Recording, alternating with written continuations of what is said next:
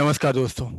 आज हम बात करेंगे जो जलवायु है, उस जलवायु वाले टॉपिक को लेकर हम चर्चा करेंगे। पिछली दो क्लासों में हमने बात की थी क्या कि जलवायु और मौसम के बारे में हमने उसके ऊपर डिस्कस किया। इसके अलावा फिर हमने डिस्कस किया क्या कि जो जलवायु को निर्धारित करने वाले कारक है, जैसे कि आपकी अरावली पर्वतमाला, अक्षांश स्थिति, समुद्र से दूरी, ठीक है, ठीक है, इसके अलावा मिट्टी वगैरह, तो ये सभी हमने चर्चा कर लिया है।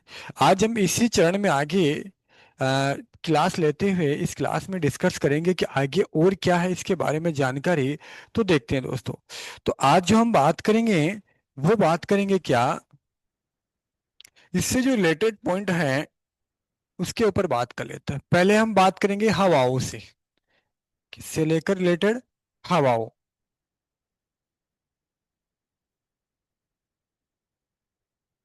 हवाएं। दोस्तों ये प्रश्न भी, सर ये क्यों लिया? क्योंकि हवाओं का संबंध किससे है? आपके मौसम से है। इसीलिए मैंने हवा को यहीं पे लिया है। मौसम के ऊपर बेसिकली हमने बात कर ली, जलवायु के ऊपर हम बात कर रहे हैं, ठीक है। उसी में हम क्या ले रहे हैं? हवाओं के बारे में डिस्कस कर रहे हैं। अब राजस्थान की स्थिति को देखते हुए हम हवाओं पर चर्चा करें तो एक बार सामने देखते हैं कि जैसे कि आपका ये अपना प्यारा सा राजस्थान है, ठीक है। अब इस प्यारे से राजस्थान की मैं बात करूं तो ये आपकी क्या है? उत्तर से दक्षिण, पश्चिम से पूर्व, ठीक है। इसके अलावा एक हम बात करेंगे दक्षिण से पश्चिम, ठीक है। एक बात करेंगे उत्तर से पूर्व, एक बात करेंगे उत्तर पश्चिम, और एक आपके दक्षिण पश्चिम। ये राजस्थान का केंद्र बिंदु है दोस्तों, ठीक है। और ये आपकी जो दिशाएं हैं, यानी उत्तर, उत्तर से कौन सी हवाएं आती है, ठीक है। ये पश्चिम, पश्चिम से कौन सी हवाएं आती है, इनके ऊपर हम चर्चा करेंगे क्योंकि ये प्रश्न भी कई बार आ चुके हैं, ठीक है। ये आपका पूर्व, क्लियर। ये आपका क्या है? उत्तर पूर्व है दोस्तों। क्या है? उत्तर पूर्व है, ठीक है। ये आपका दक्षिण पूर्व, ये आपका दक्षिण पश्चिम। मुझे पता है आप सबको पता है, लेकिन मेरा फर्ज है बताने का। और ये आपका क्या है? उत्तर पूर्व, सॉरी उत्तर पश्चिम, ठीक है। उत्तर पश्चिम। अब मैं बात करूं कि इधर से जो हवाएं आती है, क्या हवाएं, हवाओं की जो एंट्री है, प्रवेश, यानी जैसे कि मैं बात करूं राजस्थान में जो ये हवाएं हैं,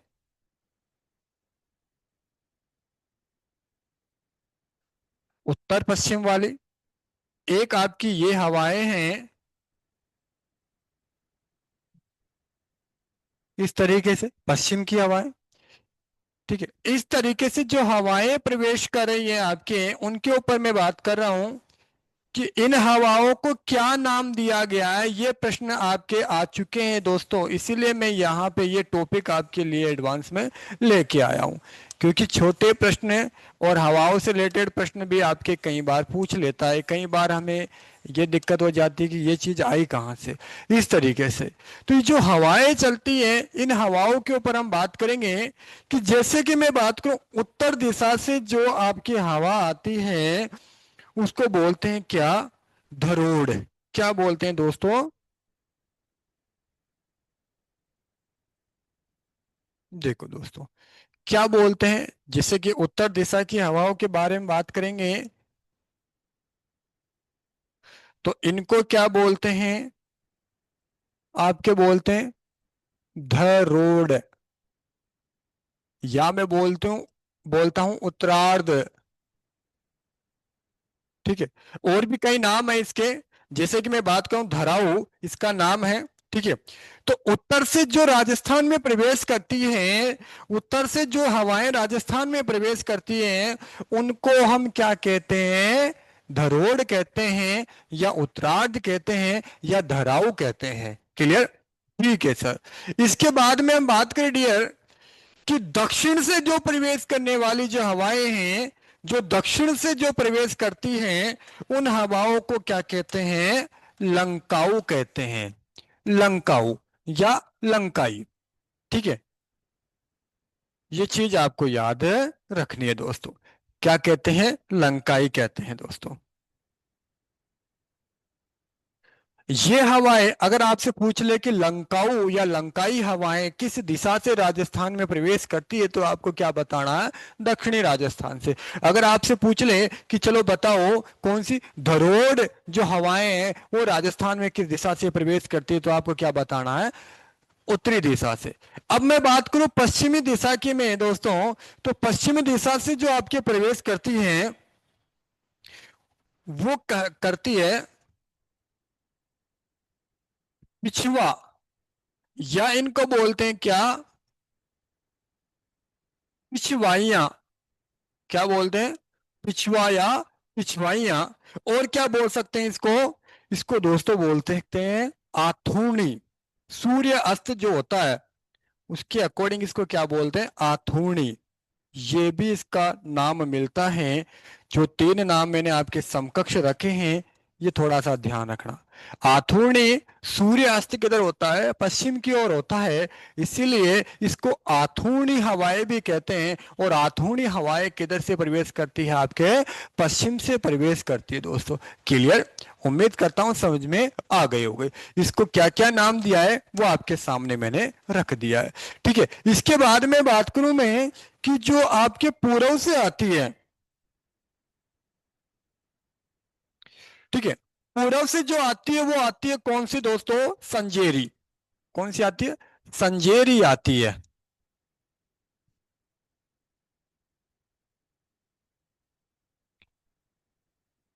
आपके सामने मैंने रखा कि जो, सॉरी सॉरी दोस्तों, जो पूर्व से जो आती है उनके मैं बात करूं, उसको बोलते हैं पूर्वाइयां। मिस्टेक हो गई यहाँ पे छोटी सी, सॉरी सॉरी।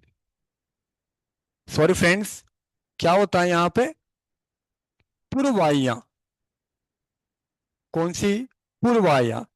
और इन्हीं को एक और नाम से भी जानते हैं, क्या? कि जैसे कि आथोना हमने इसको बोला है, किसको? जो सूर्य अस्त होता है पश्चिम की ओर, उसी तरह इसको बोलते हैं पूर्वाइयों के अलावा आगुनी बोलते हैं। क्या बोलते हैं? आगुनी। सूर्य उदय होता है उधर से जो हवाएं आती है, पश्चिम पूरब की ओर से उदय होता है, जो हवाएं आती है उनको क्या बोलते हैं? आगुनी कहते हैं। और जब सूर्य अस्त होता है तो उनको क्या कहते हैं? ये थोड़ा सा ध्यान रखना, ये थोड़ा सा आपको कंफ्यूजन कर देगा। आगुनी यानी सूर्य उदय की किस तरफ होता है? पूरब की ओर। और आथूणी यानी सूर्य अस्त किधर हो रहा है, ये चीज आपको याद रखनी है। हालांकि इसको और भी नाम से जानते हैं, जैसे पूर्वा भी कहते हैं इसे। इसके बाद में बात करूं कि जो उत्तर पूर्व है, उत्तर पूर्व से आती है दोस्तों कौन सी? संजेरी। कौन सी आती है? संजेरी आती है। कौन सी आती है? संजेरी। कौन सी हवाएं? संजेरी हवाएं राजस्थान में उत्तर पूर्व से क्या करती है दोस्तों? प्रवेश करती है। इसके अलावा मैं बात करूं उत्तर पश्चिम से, जो उत्तर पश्चिम है, इधर से जो हवाएं आती है वो आती है सूर्या। कौन सी आती है दोस्तों? सूर्या हवाएं आती हैं। किधर से आती है? उत्तर पश्चिम से आती है। इसके अलावा मैं बात करूं आगे कि दक्षिण पूर्व की मैं बात करूं, तो दक्षिण पूर्व से जो हवाएं आती है दोस्तों, ये एग्जाम में आ चुका है, वो कौन सी है? चील हवाएं। कौन सी हवाएं? चील हवाएं किधर से आती हैं? आपके दक्षिण पूर्व की ओर से आती हैं। और आपके दक्षिण जो पश्चिम से हैं, इधर से, इसको बोलते हैं समुद्री हवाएं। कौन सी हवाएं? समुद्री हवाएं।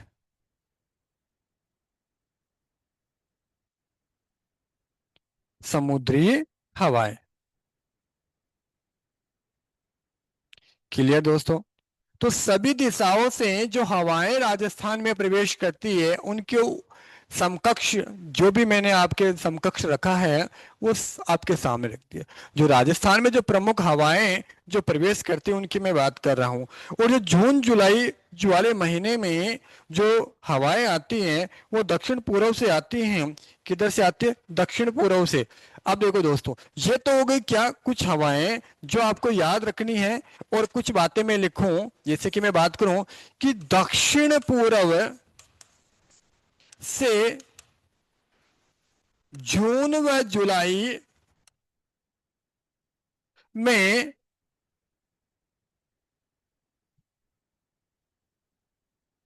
आने वाली हवाएं, और इन हवाओं को क्या करते हैं, क्या कहते हैं दोस्तों, इनको कहते हैं वज्र तूफान कहते हैं। क्या कहते हैं? वज्र तूफान कहते हैं। क्या कहते हैं दोस्तों? वेरी इंपॉर्टेंट बात है। वज्र तूफान कौन से महीने में? जून से जुलाई के बीच में आता है।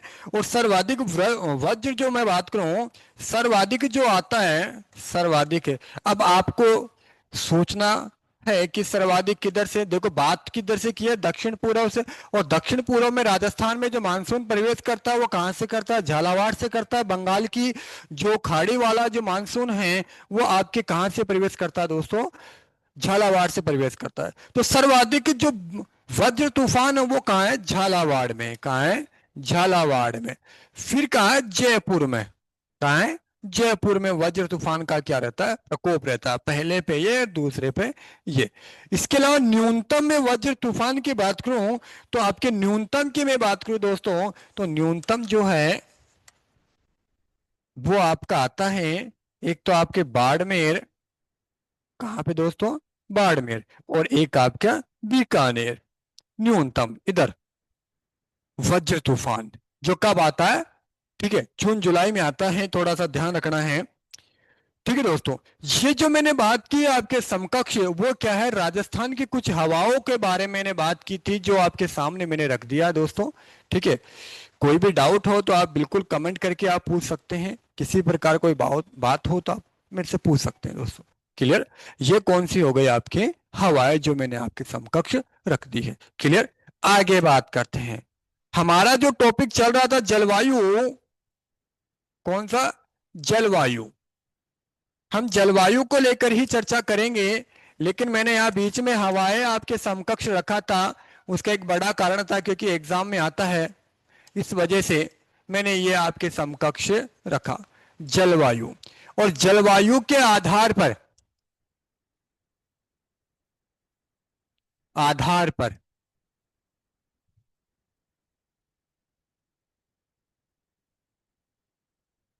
ऋतुओं का ऋतुओं का वर्गीकरण। हाँ जी, ऋतुओं का वर्गीकरण, ये हमारा आज का टॉपिक रहेगा। और कितने भागों में? 3 प्रकार की जो हमारे हैं ऋतु चक्र हैं जलवायु के आधार पर। 3 प्रकार के ऋतु चक्र हैं अपने। कितने प्रकार के ऋतु चक्र है? 3। किसके आधार पर? जलवायु के आधार पर। ठीक है दोस्तों, तो ये ऋतु चक्र के आधार में जो 3 जलवायु आपके, सॉरी, जलवायु के आधार में जो ऋतु चक्र है उसके बारे में हम बात करेंगे। तो जरा इसके बारे में डिस्कस करें। टॉपिक के आपके सामने हैं, तो देखते हैं दोस्तों। जैसे कि दोस्तों,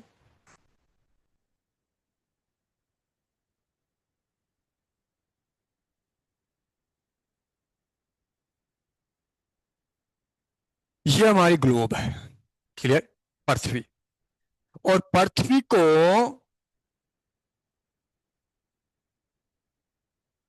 एक तो आपकी एक कर्क रेखा। क्लियर? कौन सी रेखा?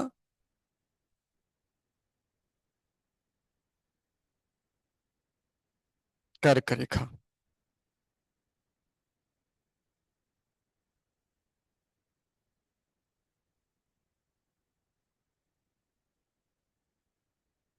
ये आपकी कर्क रेखा। कलर क्यों नहीं कर रहा यार इसे?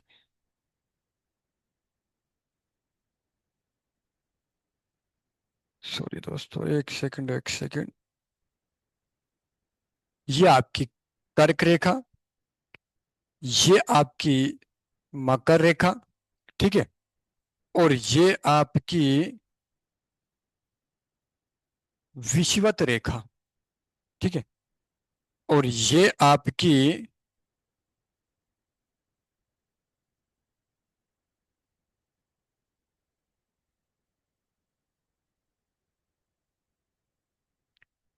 66.5 डिग्री रेखा। क्लियर दोस्तों? थोड़ा सा सामने ध्यान रखना। हम बात कर रहे हैं ऋतु चक्र की। किसकी बात कर रहे हैं? ऋतु चक्र की।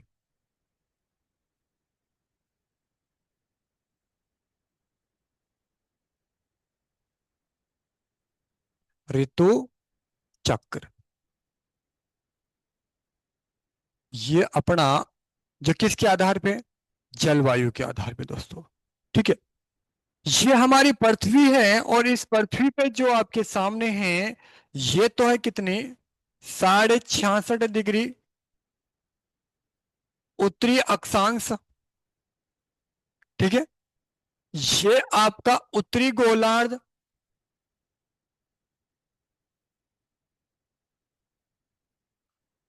ठीक है। ये आपकी कौन सी है?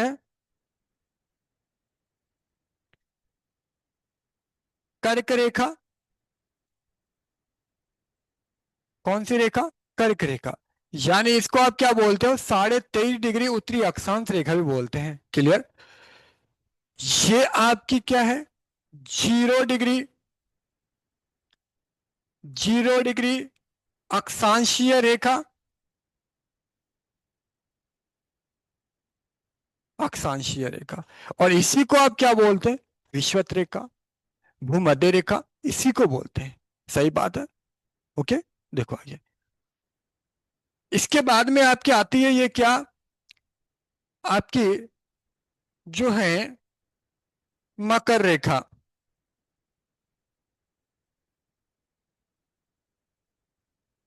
यानी 23.5 डिग्री। यानी ये तो उत्तरी अक्षांश है, ध्यान रखना। ये तो क्या है? 23.5 डिग्री उत्तरी अक्षांश है दोस्तों। और ये क्या है?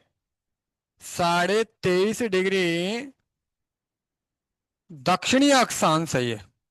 तो कंफ्यूज नहीं होना। ये भी 23.5 है और ये भी 23.5 है। ठीक है। लेकिन ये कर्क रेखा उत्तरी गोलार्ध में है, ये आपके दक्षिणी गोलार्ध में है। यहाँ उत्तरी अक्षांश है, यहाँ दक्षिणी अक्षांश है। तो थोड़ा ध्यान रखना इसको। इसकी क्या जरूरत पड़ी, वो मैं आपके समकक्ष रख रहा हूं बातें। क्लियर? आगे देखो। ये आपकी कितनी? वही आपके 66.5 डिग्री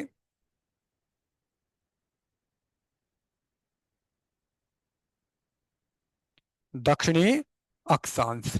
क्लियर दोस्तों? ये तो हो गए क्या अक्षांशीय और इसके बारे में। अब देखो दोस्तों, जो आपका ये वाला हिस्सा है, विषुवत रेखा के और साढ़ कर्क रेखा के बीच वाला पार्ट, और विषुवत रेखा के और मकर रेखा के बीच वाला पार्ट, इसको हम क्या बोलते हैं? क्या यहां पे जो जलवायु पाई जाती है वो पाई जाती है कैसी? उष्ण कटिबंधीय।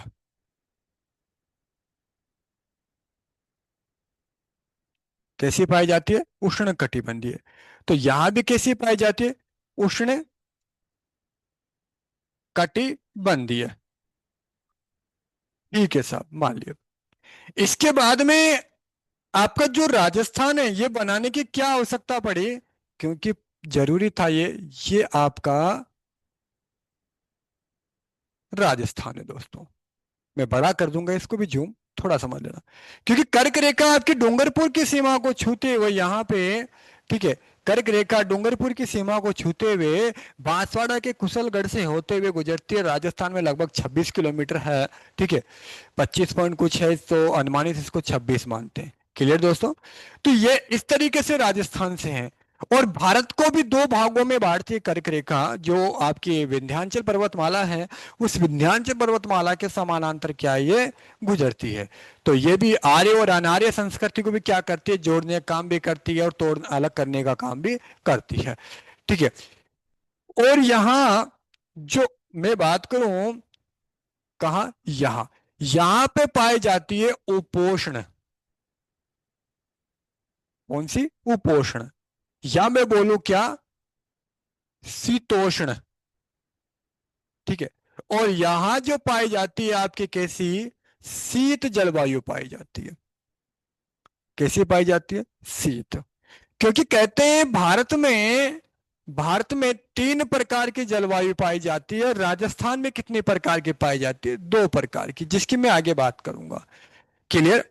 अब सर यहाँ पे आपने ये चीजें बात की है, वो क्यों की है, इसका कारण था दोस्तों। देखो, अभी क्या चल रहा है, जून का महीना चल रहा है। क्या चल रहा है? जून का महीना चल रहा है दोस्तों। और सूर्य किस पे लंबवत है? इधर लिख देता हूं मैं, इधर बना देता हूं। ये आपका क्या है? सूरज दादा है।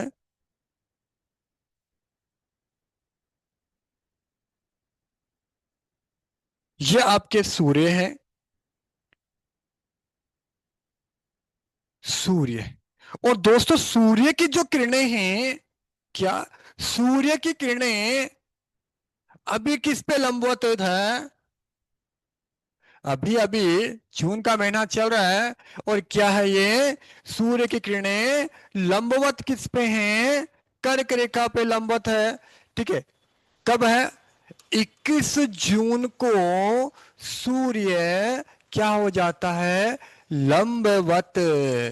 और किस पे हो जाता है? कर्क रेखा पे। और राजस्थान में सूर्य की जो किरणें लंबवत है, वो किस जिले में पड़ती है? बांसवाड़ा में। और तिरछी किस में पड़ती है? आपके यहाँ पे है, कौन सा? गंगानगर है, जो मैंने पिछली क्लास में भी बातें कर ली थी दोस्तों वैसे। तो ये सूर्य जो है वो लंबवत किस पे है? 21 जून को यहाँ पे है। ठीक है। अब क्या हो रहे हैं? 21 जून को उत्तरी गोलार्ध का, पृथ्वी का नहीं, उत्तरी गोलार्ध का सबसे बड़ा दिन है 21 जून। अब 21 जून से अब 22 जून, 23 जून, ऐसे जून के बाद जुलाई अगस्त चलता रहेगा। ठीक है। और ये सूर्य उत्तर से किधर की ओर है? इधर दक्षिणी गोलार्ध की ओर क्या होता है? एंट्री करता रहता है। क्लियर? आगे देखो दोस्त। फिर आती है क्या? आपके कितने, देखो दोस्तों,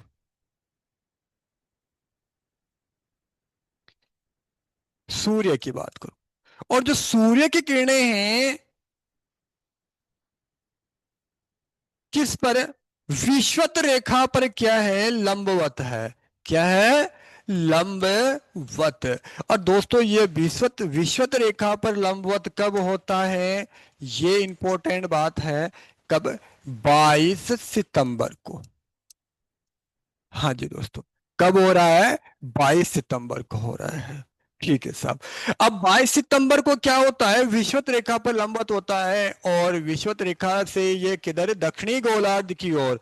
अभी तो ये जो, सॉरी दोस्तों, ये जो अभी है 21 जून से, अब जून से क्या हो गया? जुलाई आएगा, अगस्त आएगा, अगस्त में क्या आएगा? सितंबर आएगा। सितंबर में कौन सी तारीख? 22 तारीख। और इस 22 तारीख को ये कहाँ आ जाएगा? विषुवत रेखा पर क्या हो जाएगा? लंबवत हो जाएगा। यानी इस दिन क्या होता है? पृथ्वी पे 12 घंटे की रात और 12 घंटे का दिन होता है। किस तारीख से? 22 सितंबर से। अब ये यहां से ये सूर्य किधर आ गया? दक्षिणी गोला, 22 सितंबर से कहा? दक्षिणी गोलार्ध में इसकी क्या हो जाएगी? एंट्री होना स्टार्ट हो जाएगी। यानी 23 सितंबर, 24 सितंबर, 25 सितंबर, फिर अक्टूबर हो गया, नवंबर हो गया, और फिर दिसंबर। अब दिसंबर में क्या हो जाता है वो देखो दोस्तों। दिसंबर में आपके क्या स्थिति बनती है?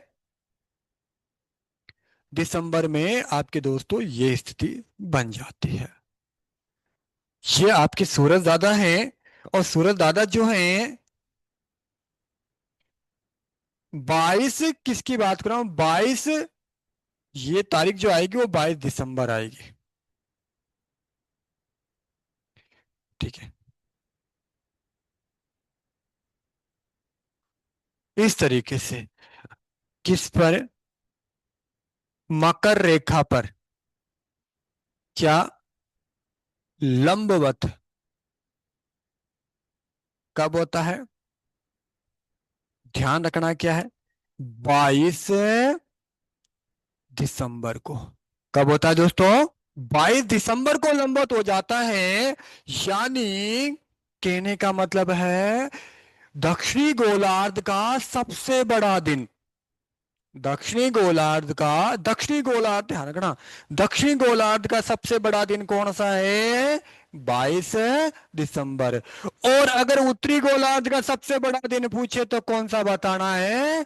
21 जून। ध्यान से सुन लेना मैं क्या बोल रहा हूं, इंपॉर्टेंट बात है ये। ठीक है। इसके अलावा अगर मैं बात करूं क्या, तो यहां पे अब मकर रेखा पर जब है, मकर रेखा पर सूर्य लंबत हो तो दक्षिण गोलार्ध में सबसे बड़ा दिन है इस दिन। लेकिन ध्यान रखना, इस दिन उत्तरी गोलार्ध में सबसे छोटा क्या होता है? दिन होता है। Just opposite. अगर 21 जून को उत्तरी गोलार्ध में सबसे बड़ा दिन है, उत्तरी गोलार्ध में अगर सबसे बड़ा दिन है 21 जून को, तो इसी 21 जून को मकर रेखा पर सबसे छोटा दिन होगा। मकर रेखा पर सबसे छोटा दिन होगा, जस्ट अपोजिट। ठीक है, जस्ट अपोजिट, सुन रहे हो ना ध्यान से? ठीक है, ये बात बहुत इंपॉर्टेंट है। इसके बाद में अब यह दिन बड़ा हो रहा है, अब दिन बड़ा हो रहा है तो 22 दिसंबर को सबसे बड़ा दिन हो गया मकर रेखा पर। अब 22 से 23, 24, 25 दिसंबर की बात करूं, ठीक है, इसके बाद में आपके दिसंबर से भी जनवरी हो गया, फरवरी हो गया, मार्च आ गया, मार्च आ गया। अब देखो साहब, अब मार्च में क्या स्थिति बनती है वो देखो दोस्तों। मार्च में क्या स्थिति बनती है दोस्तों?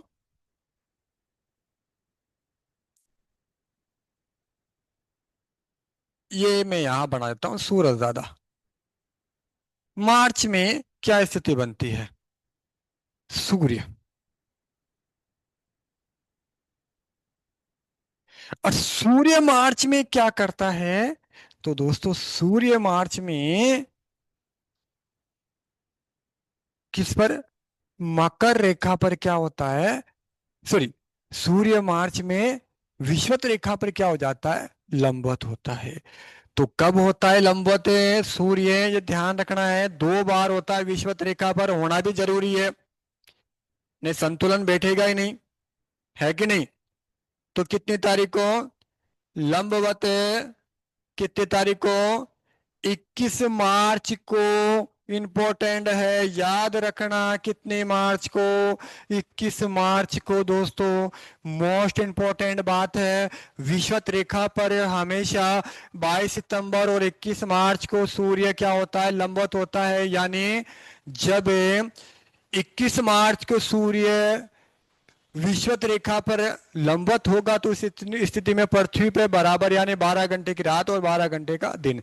फिर 21 मार्च के बाद 22 मार्च, 23 मार्च, इस तरीके से मार्च के बाद में अप्रैल, मई, जून, इस तरीके से उत्तरी गोलार्ध में दिनों की संख्या बढ़ती जाती है, यानी दिनों की जो समय की संख्या बढ़ती जाती है।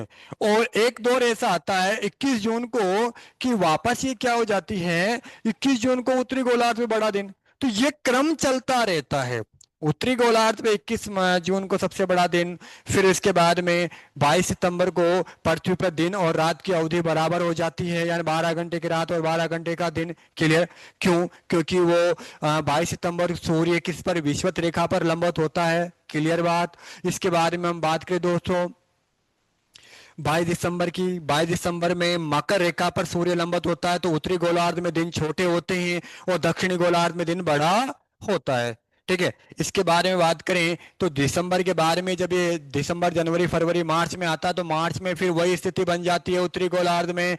जब ये आता है तो उस स्थिति, उत्तरी गोलार्ध में नहीं, ये विषुवत रेखा पर आता है कितनी तारीख को? आपके 21 मार्च को। और उस स्थिति में विषुवत रेखा पर वही 12 घंटे की स्थिति बनती है, रात और दिन की। फिर ये उत्तरी गोलार्ध की ओर एंट्री करने शुरू हो जाता है और फिर वही 21 जून को क्या होता है, तो ऐसा सर्कुलर बना रहता है। और इसी वजह से हमारी जलवायु में क्या होता है? परिवर्तन होता है। और जलवायु के आधार पर ही हमारा ऋतु चक्र बना हुआ है। क्या बना हुआ है दोस्तों? ऋतु चक्र बना हुआ है। मोस्ट इंपॉर्टेंट बात है, इसीलिए मैंने आपको ये चीजें आपके समकक्ष रखी थी। तो आपके सामने मैं रख भी दूं क्या, कि 21 जून को,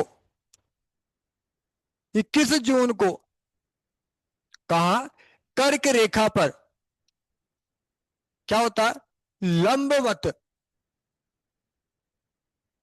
इस कारण 21 जून को क्या होता है? उत्तरी गोलार्ध का, उत्तरी गोलार्ध का सबसे बड़ा दिन। ठीक है, ठीक है साहब।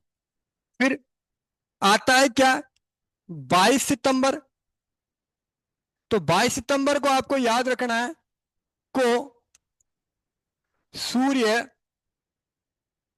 किस पर, विषुवत रेखा पर लंबवत। ठीक है, यानी इस दिन जब लंबवत होता है तो क्या होता है, पृथ्वी पर दिन व रात की अवधि क्या होती है, बराबर होती है। क्योंकि 21 जून के बाद में 22 सितंबर को कहाँ जाती है, विषुवत रेखा पर आ जाता है, तो इस स्थिति में मैंने बता दिया। ठीक है, इसके बारे में हम बात करें क्या, कि 22 दिसंबर, उस दिन क्या बनता है, को सूर्य मकर रेखा पर लंबवत, मकर रेखा पर, मकर रेखा पर क्या होता है, लंबवत होता है।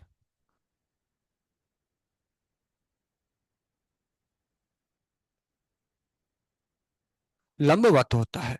तो उस स्थिति में क्या हो जाता है दोस्तों, क्या होता है, ध्यान रखना कि आपकी दक्षिणी गोलार्ध में, दक्षिणी गोलार्ध का सबसे बड़ा दिन,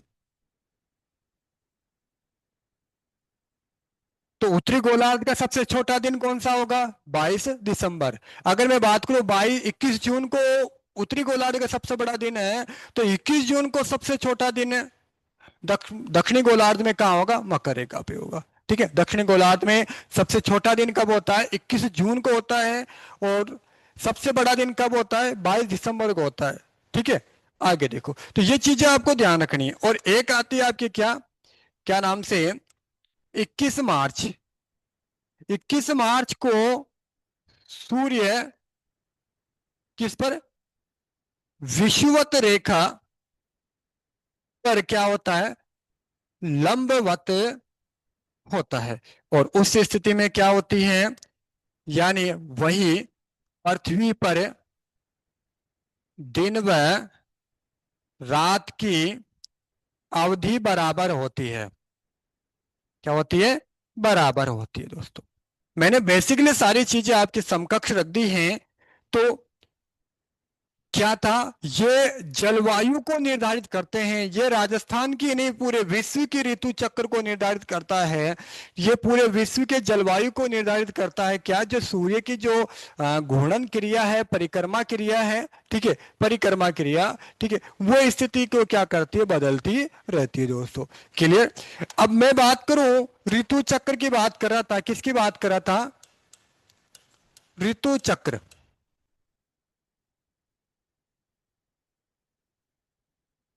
हाँ जी, ऋतु चक्र देखो कौन सा है। पहला मैं बात करूं, ग्रीष्म ऋतु, ग्रीष्म ऋतु यानी गर्मी की शुरुआत, किसकी शुरुआत, गर्मी की शुरुआत। तो ग्रीष्म ऋतु जो शुरू होती है वो मध्य, सॉरी, मार्च से शुरू हो जाती है। कहां शुरू होती है, मार्च से प्रारंभ, ठीक है ना, और कहां तक होती है, मध्य जून तक, मध्य जून तक। तो इसकी जो अवधि है ऋतु की, तो थोड़ा ध्यान रखना, मार्च से क्या होती है, प्रारंभ होती है, और मध्य जून तक ये रहती है। कौन सी, ग्रीष्म ऋतु। ठीक है, जो मैंने आपको बता दिया है कि ये स्थिति कब से कब तक बनती है। ठीक है, यानी मैंने बताया था क्या, 21 मार्च याद करो, 21 मार्च से गर्मी, यानी 21 मार्च को सूर्य क्या होता है, विषुवत रेखा पे लंबवत होता है। फिर 22 मार्च, 23 मार्च, 24 मार्च से आगे ये क्या होता है, कर्क रेखा की ओर लंबवत होने की ओर अग्रसर हो जाता है। और एक स्थिति बनती है 21 जून को सूर्य कर्क रेखा पे लंबवत होता है, उस दिन पृथ्वी उत्तरी गोलार्ध का सबसे बड़ा दिन बनता है। क्लियर। 21 मार्च की स्थिति। और आपको पता है मध्य जून यानी आपके 15 जून तक की मैं बात करूं, उसके बाद में आपके मानसून की क्या हो जाती है, एंट्री हो जाती है। इस वजह से ये स्थिति बनती है। तो ग्रीष्म ऋतु कब से कब तक है, ये आपके सामने। इसके बाद में मैं बात करूं कौन सी, आपकी वर्षा ऋतु। सेकंड, सेकंड जो कौन सी है आपकी, वर्षा ऋतु। और वर्षा ऋतु की मैं बात करूं, जो आपकी प्रारंभ कब हो जाती है, प्रारंभ होती है लगभग मध्य जून से। अभी आपके समकक्ष हो ही रहा है। इसके अलावा कब तक रहती है, सितंबर तक। कब तक रहती है, सितंबर तक रहती है दोस्तों।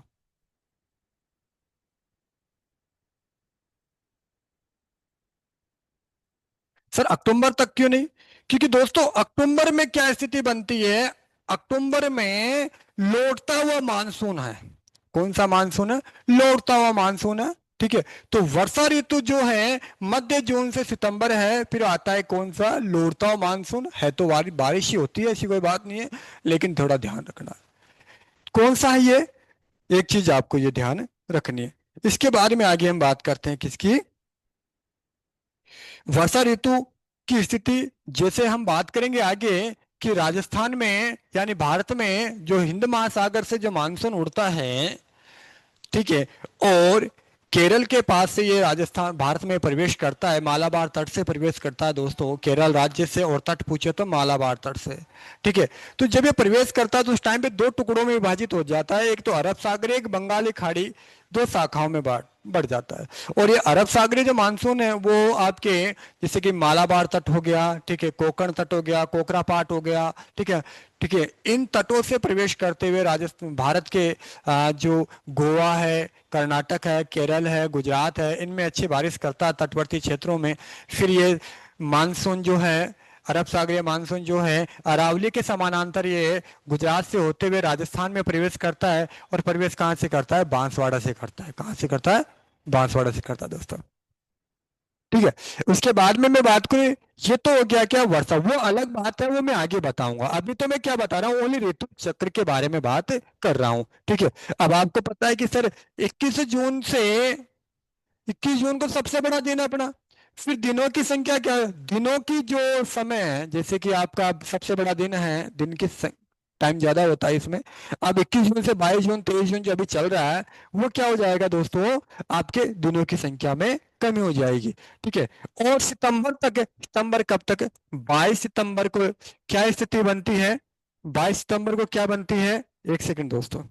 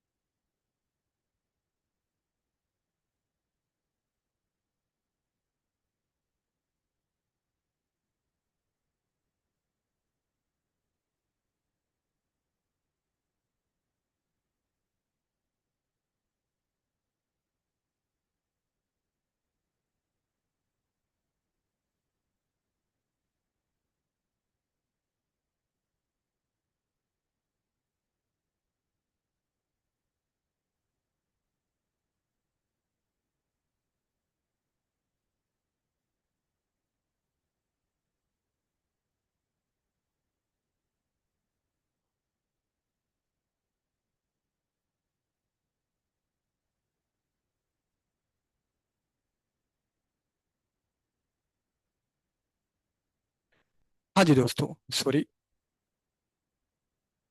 देखते हैं आगे कुछ बीच में कोई काम आ गया था इस वजह से। तो देखो, 22 सितंबर को क्या स्थिति बनती है दोस्तों। 22 सितंबर को क्या स्थिति बन गई, मैंने वैसे आपको बता दिया है अच्छे से, और उम्मीद करता हूं कि आपको समझ में आ गया होगा। इस दिन क्या होता है, विषुवत रेखा पे क्या होता है, दिन और रात की अवधि क्या हो जाती है, दिन और रात की स्थिति क्या हो जाती है, बराबर हो जाती है, यानी 12 घंटे की रात और 12 घंटे का दिन हो जाता है। क्लियर। आगे मैं बात करूं तीसरे पॉइंट की, जो आपके ऋतुओं का जो तीसरा पॉइंट है, वो तीसरा कौन सा है आपका, जो है शीत ऋतु रह गया। कौन सा रह गया, शीत ऋतु। देखो दोस्तों, शीत ऋतु, शीत ऋतु। हाँ जी दोस्तों, कौन सी ऋतु, शीत ऋतु। शीत ऋतु की जो बात करूं मैं, जो ये शुरू होती है, प्रारंभ है नवंबर से प्रारंभ होती है। कहाँ से होती है, नवंबर से प्रारंभ होती है। क्या होती है, प्रारंभ है, ठीक है। और आपके कब तक रहती है, फरवरी तक रहती है। कब तक, फरवरी तक ये रहती है। कौन सी, शीत ऋतु।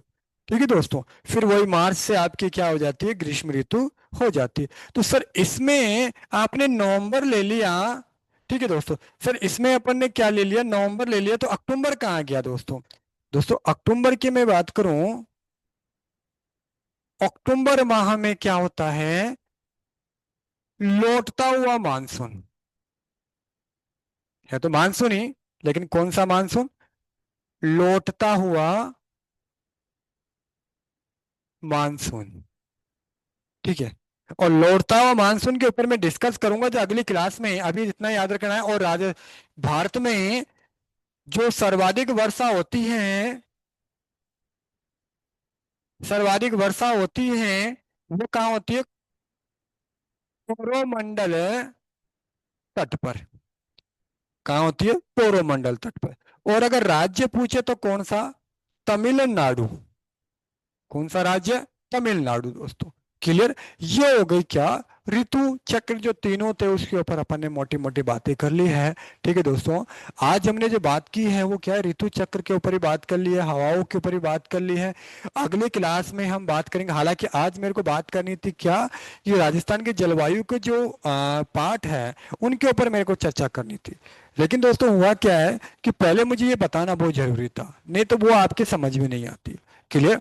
तो अगली क्लास में हम डेफिनेटली जो, मतलब 2 क्लासें और मान लो, आपकी राजस्थान की जलवायु क्या हो जाएगी, कंप्लीट हो जाएगी। तो थैंक यू दोस्तों, अगली क्लास से मिलते हैं। धन्यवाद।